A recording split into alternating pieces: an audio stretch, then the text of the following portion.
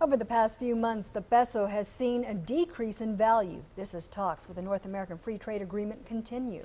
At Channel 5, Stephen Sarabia tells us how a fluctuating peso affects local businesses. Stephen. We stopped by several exchange places here in the valley where 18 pesos got us $1. Now, 5 years ago, it was 13 pesos to $1. And while it's not at the lowest it's been all year, the shift is catching the eyes of businesses. In downtown McAllen, dealing with two currencies is part of the job. What we do is talk to the bank and we ask what the exchange rate to the dollar. We do it at that moment to see what the rate is.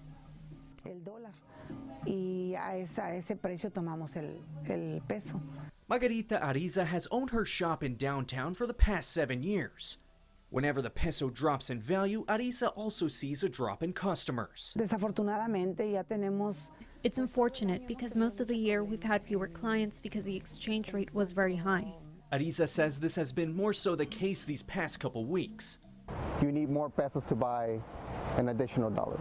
So that's just going to translate to just buying fewer goods if you decide to come to the U.S. to buy goods. Dr. Salvador Contreras, an associate professor from UTRGV, says part of the reason for the current state of the peso is due to the current NAFTA renegotiation talks.